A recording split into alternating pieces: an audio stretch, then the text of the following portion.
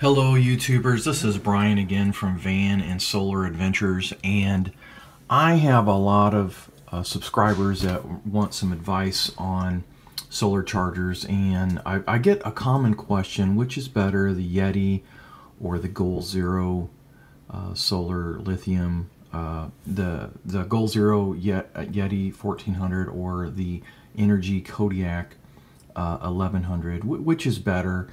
And I thought I'd post this video to try to answer that question. I have had each one for over about 2 years now. I've had a Yeti 1250 for about 3 years, and then I've had a Yeti 400 about 4 or 5 years. And so I've got at least 2 years experience with these, and I'm not going to bash either one. They both have their ups and their downs. I'm going to give you some benefits of each one.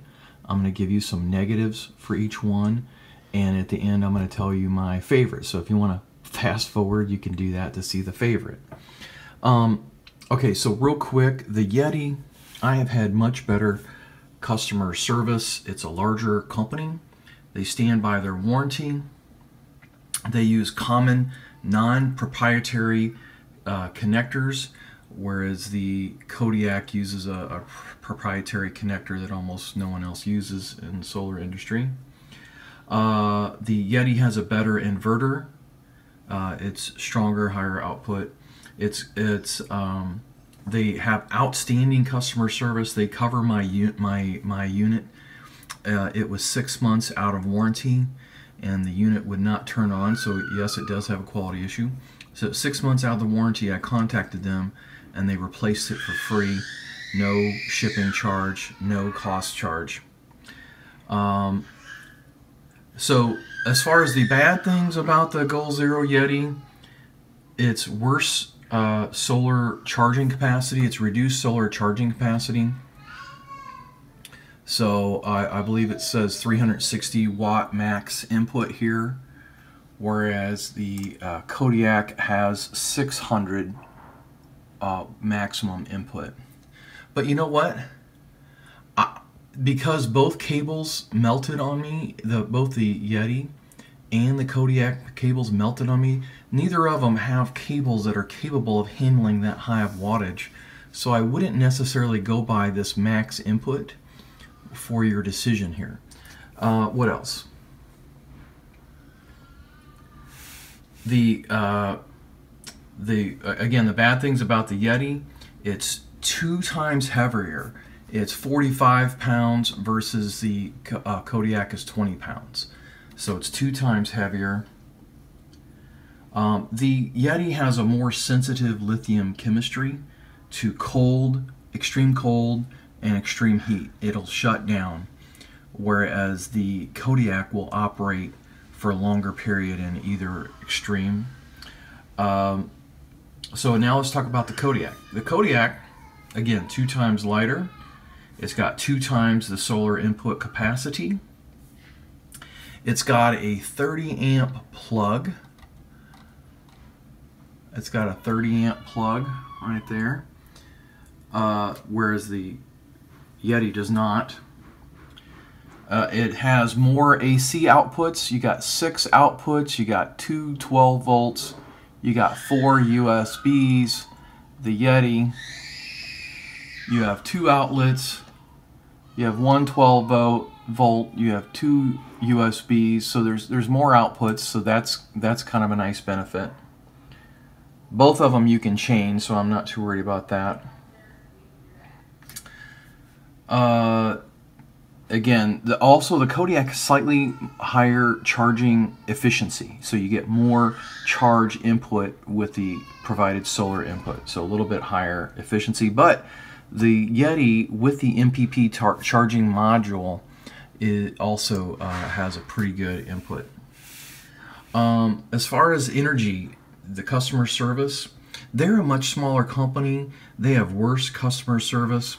I had an issue with my Yeti that the proprietary connector, the solar input connector into the Kodiak, melted. I only had something like 300 watts going into it. It's supposed to be rated at 600 watts, so the cable they provided could not handle 300 watts. And in order to get that fixed, it was out of warranty. It was I don't know, 3 or 4 months out of warranty. They wanted me to pay $75 in advance to ship it to them, and then they wanted to charge me $80 to fix it. So whereas the Goal Zero out of warranty, no shipment fee, no cost at all to fix it, zero cost. So I'd say the Kodiak, Energy Kodiak, worse customer service. Quality. To be honest with you, I have had a couple of quality issues with both units. So I can't say that one unit is better than the other as far as quality. So really, for me, it's going to come down to customer service. And Goal Zero is a larger company, and it has way better customer service. Cost. The other thing is cost.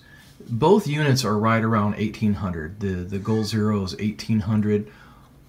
The Kodiak is $1,875. The interesting thing though is Goal Zero, they have refurbished units. You have to call them and ask them for a refurbished unit. I believe I got a refurb unit somewhere around $1,100 or $1,200. So, and they still honor the 1-year warranty. So I always get refurb. Kodiak, every time I talk to them, they don't have any refurbs. They don't sell refurbs. So good luck getting a lower price than that. So you can actually get this, a refurb unit, with a warranty for far less cost. And it's got 300 more watts of power. This is a Yeti 1400. You can get the Yeti 3000, I think, for just a couple more $100 on a refurb model.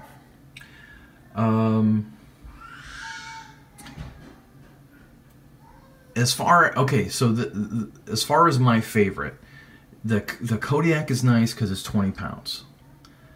The Yeti is great because of low cost, and it's got an awesomely powerful inverter.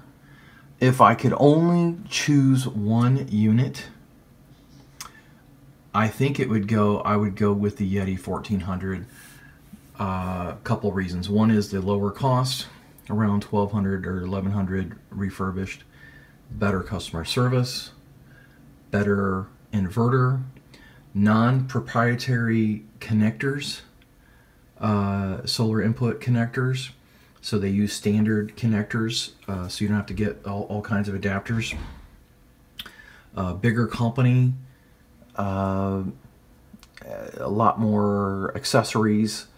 I guess if I had to pick one, I'd pick the Yeti 1400. But you know what? I bought both units. They're both good units, but that's my favorite. So that's the answer. Hopefully that helps you with your decision between the two units.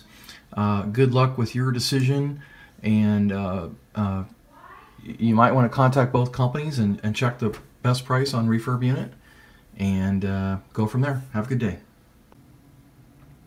Folks, I'm sorry, I wanted to add one more clip because people will probably call me out on this.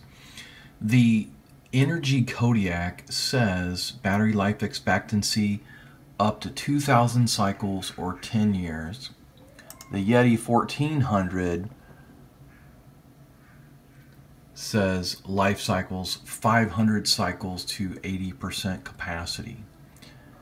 So if you look at this on the surface, the Kodiak battery will last 4 times longer as far as number of cycles. But I just want to caution people using that as a decision criteria. I've had my Yeti 400 for 5 years, no issues. Yeti 1250 for 4 years, no issues with batteries. Yeti 1400 and Kodiak for 2 to 3 years, no issues with cycles. If you treat your batteries good, only discharge it, say down to 50% or so, and recharge it, you're going to achieve maximum life. And also they're saying that Goal Zero's not saying it's dying at 500 cycles, it's saying that the capacity is reduced, so it's going to continue working. But you know, I don't know, maybe I'll post another video in 5 years or so I really think Goal Zero is underestimating the life here.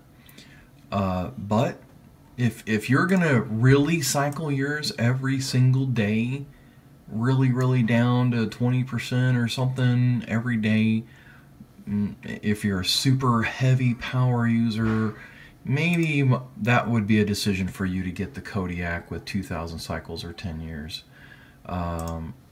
So anyways, I just wanted to cover that life cycle question between the two units. Thanks. Have a good day, peeps.